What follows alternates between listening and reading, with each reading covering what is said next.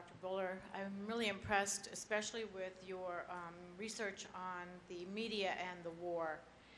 And I'm wondering if at this point in time you've done any work looking at the media and its handling of the current administration, and whether or not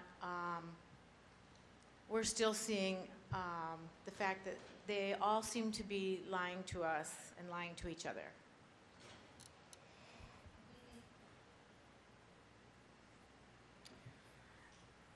Yes, I've recently been asked to speak on a lot of TV and radio and news about Obama mania, and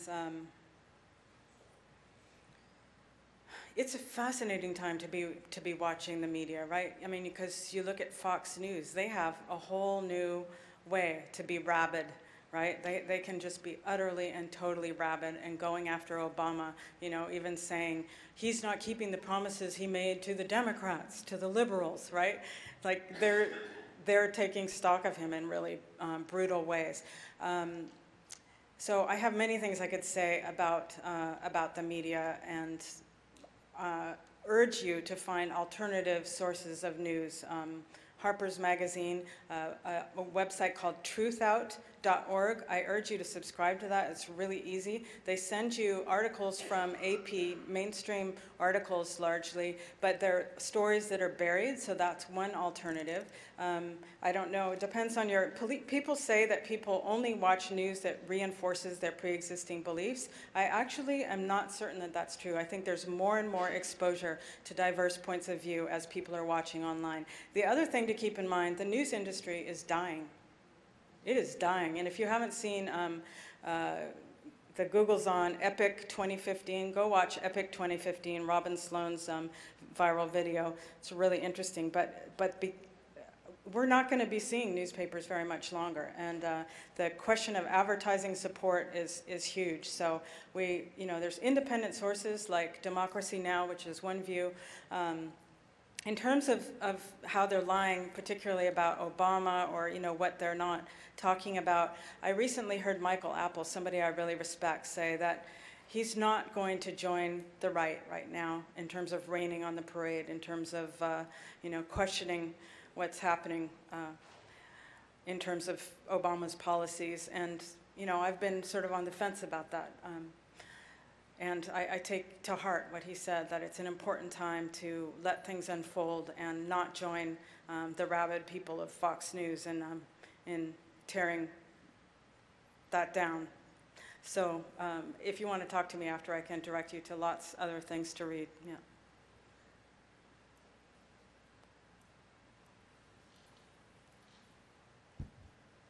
I'm going to ask you to speculate for a moment.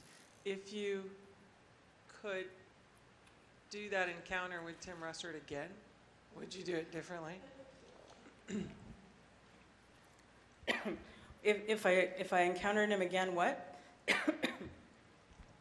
Knowing what you know now, if you had known that was the possible outcome, do you think you would have approached it differently? I guess what I'm kind of wondering about the difference between dissent and conflict and confrontation. And so that was a confrontation, right? In which dissent didn't get revealed. So there are other ways, and that was, so just, now that you've had that experience, do you have some different ideas about how you might approach that? Because we might find ourselves with those opportunities. Absolutely. Well, you won't, because guess what? Right as I was about to mail him this book, because I'd always intended to send him a letter or even sue him for slander, right? I mean, why not? For saying I didn't have a right to be a professor. And there's very little public record of that exchange, and no public record of other talks that he gives at colleges, so it's really interesting. But right as I was about to send him the book, right after it came out, he died, right? I mean, it was like, whew, shoot, maybe there isn't a God, The other thing I didn't say that's written in the book is what really, really bothers me is the number of turncoats, the number of people who held the position he did and then did a turnaround. as if they had never held that position. And so when he had Bush on the show, he grilled Bush about these things, like why did Bush fall for the lies about weapons of mass destruction? So I wouldn't have done it differently. I would have, I still want to find out if there's a videotape of that, because I think we need to call people out on, that's one of the things I want to say, that remix is incredibly valuable. And one of the things that the Daily Show and digital media archiving allows us to do now is to show a politician said this at this time, and this is what they're saying now, and to show those contradictions. It's fantastic. It's one of the most powerful uses of digital media. So I say do remix. Do remix to show your truth, yeah.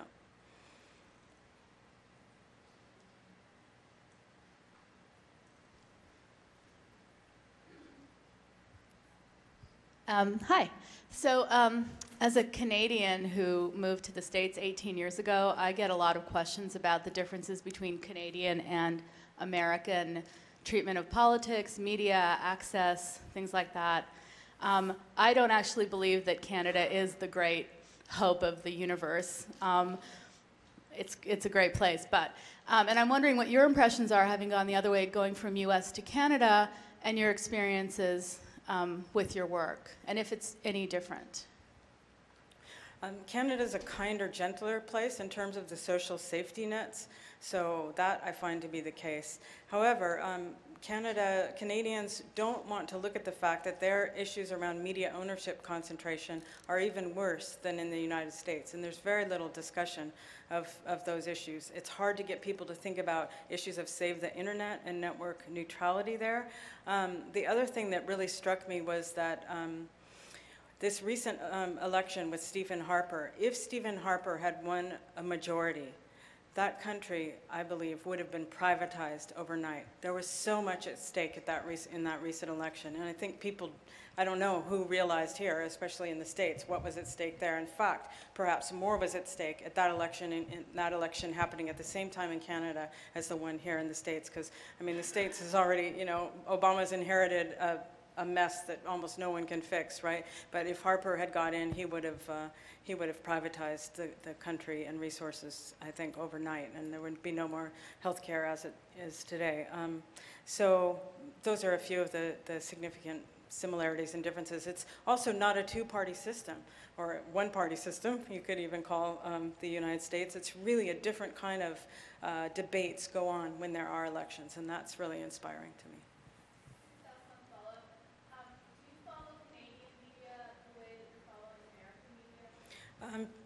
To some extent, yeah. I mean, Rick Mercer, some of the satire I followed, I read Canadian newspapers, yeah. And a number of the people interviewed and surveyed were Canadian, in the Digital Dissent project, were Canadian bloggers and Canadian producers. Hi. You talk a lot about the concept of the double bind. And in your article, Hypes and Hopes, you talked a lot about how though the internet provides an anonymity, people are still ascribing stereotypes and really trying, like traditionally with the age, sex, location question, or even just on their own coming up with a concept of who they're talking to. So do you think that eventually the anonymity that's provided and the chance of equality for men and women in that setting, do you think that that is going to get stronger or maybe fizzle away as people are finding more and more ways to categorize who they're speaking to? So are you asking about whether some of the utopian hopes around identity on the internet will come true, or whether it's just going to continue to reinscribe this stereotype? Yeah, I mean, what's your prediction, basically? Well, I actually have some hope that there will be changes, and I meant to have the last slide where a couple of articles I've written on gender and digital media. One is, the lead author is Catherine Burwell. You can find all this on the www.meganboler.net, these two articles, and this one is in New Media and Society. I think that there actually is some hope, because right now you'll notice that when you go to choose an avatar or whatever, there's usually a pretty binary, even in Second Life, a really binary choice in terms of genders. That's starting to change, and I think there's been enough feedback that there's changes going on in those who are developing the software, a little bit more awareness that they need to make for more gender fluidity. However, the way that we see people using that or not adopting that, is that going to change?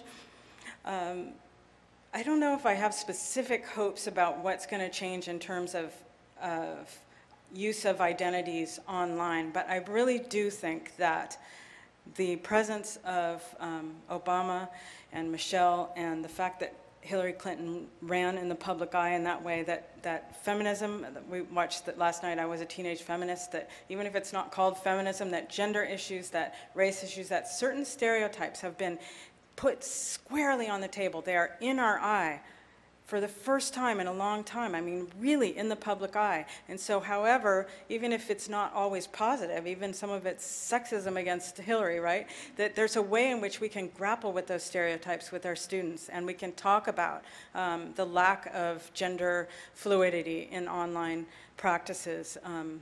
And, you know, probably even more important are questions of surveillance around Facebook and the way that people aren't aware of how their information is being taken. I mean, to some extent, those questions, and it's really interesting when you look at definitions of third wave activism, as was mentioned last night at the film, there's not just an interest amongst those young women and men who are part of that in gender, but it's around hyper-capitalism, it's around free trade and objections to free trade, it's around questions of social justice internationally and environmentalism. So that's what I'm hoping, is that that change will come about. And also, my colleague Jennifer Jensen does amazing work on gender and video gaming. So I urge you to look at some of their work on gender and video gaming, which is a great area to look at.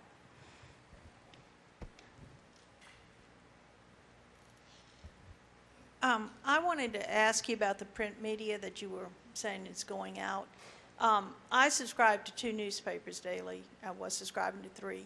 I read it, like I get the New York Times. I read the New York Times in the morning. And then in the evening, I check it online to see, you know, what articles or if any news has happened during the day. I find I'm more comfortable reading a printed newspaper than I am reading online. So I kind of want to ask you what model you think is going to be happening. I also subscribe to Wall Street Journal, which is, of course, a much higher price subscription.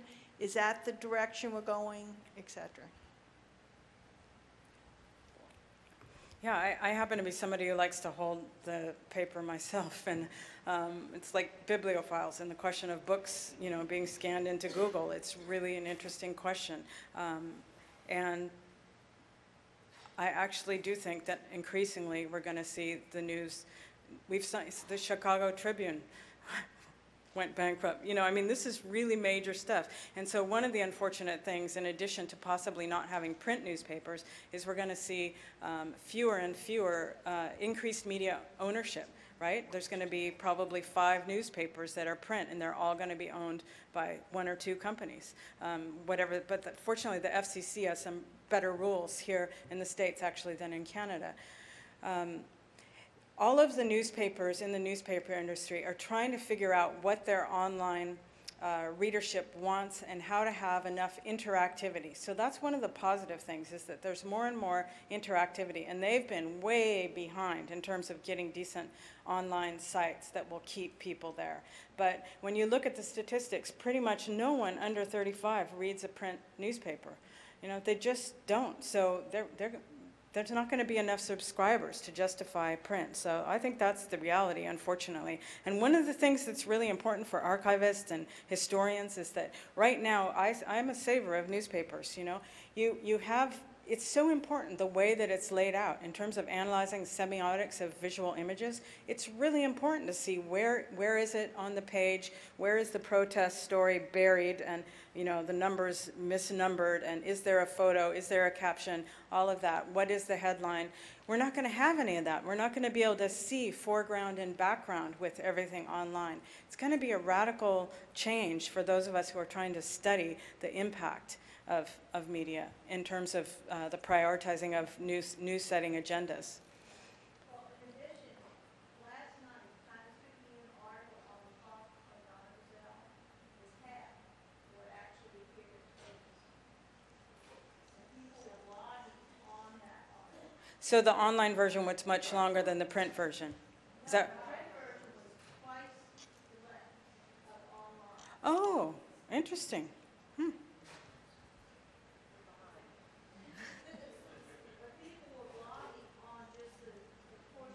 Right, exactly, yeah, because people weren't reading the papers. Yeah, that's unusual, yeah.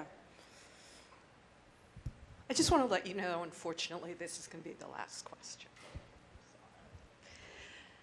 Following up on the death of newspapers and traditional media, digital dissent has been possible because it's so apparent online. But if the model shifts to be one that's more crowdsourced news, will digital dissent still be possible, or will there be an evolution of a tyranny of majority? What, can you say the last part again? As we become more crowdsourced online, will the majority actually be dominating what news is available on the internet just because of the sheer volume and the way distribution on the internet occurs? So will digital dissent actually become very much like printed dissent is now, buried?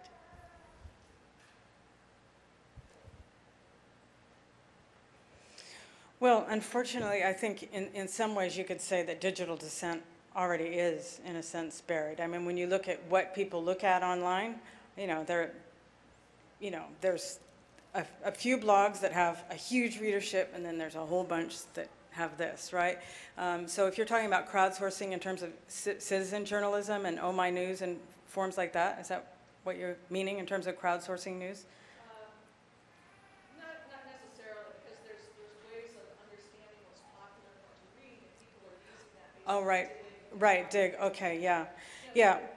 Well, I think, unfortunately, I think that's already the case. I think it's already the case. So the question is how to get those marginalized voices of dissent into a larger scale, more frequently visited forms. And people are watching, Rachel Maddow or people like that online. I mean, those are the forms. It's like, one thing I noticed, maybe to close with, is that when I interviewed all of the people I did for the book Digital Media and Democracy, Tactics in Hard Times, I found that the people who had the most optimism, when I went into the book, I felt like there was all this hope about the democratization of the internet and all of the possibilities and who would have access, and that slowly got whittled away because the people, the scholars who were writing for me really had a much more tempered view and not a lot of optimism. The people with the most optimism were people like Amy Goodman, Deepa Fernandez, who works on WBAI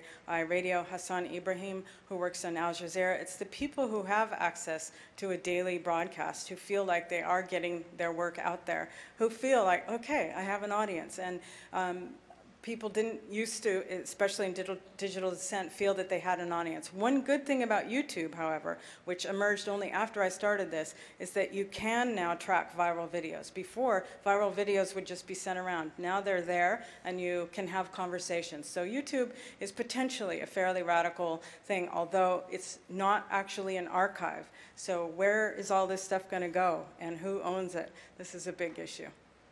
I hope everyone will join me in thanking Allie Feiner for her amazing intro, and Megan Boler for considering the ways gender is produced by and inscribed in new media, and some of the questions about digital dissent. Thank you so much.